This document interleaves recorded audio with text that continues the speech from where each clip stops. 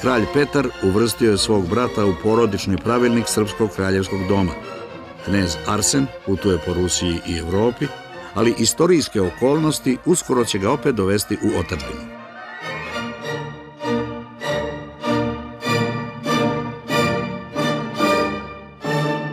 On bi verovatno i ostao do kraja u ruskoj službi da nije došlo do balkanskih ratova.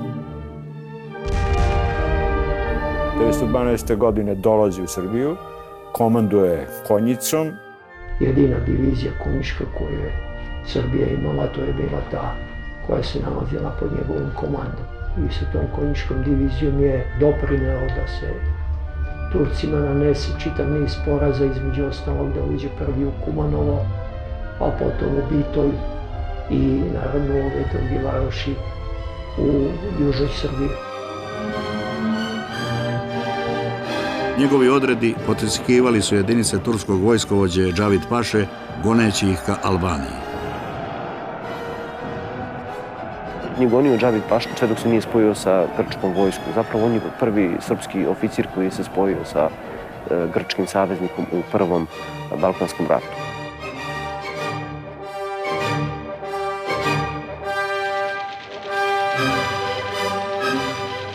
U borbama oko reke Bregalnice u Drugom Balkanskom ratu, iznenadnim i silovitim naletom konjice pomogao je pešadiji da slomi otpor bugarske vojske.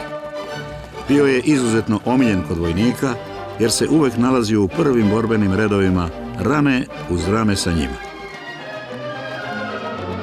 Naš mentalitet je takav da u prvi plan opet ističemo ličnu hrabrost, a on stiče popularnost time što se u prvim redovima, kao jedan od retkih komandanata tog ranka, bori sa svojim vojnicima. Sada se tu postavlja pitanje njegove umešnosti kada govorimo o komandovanju.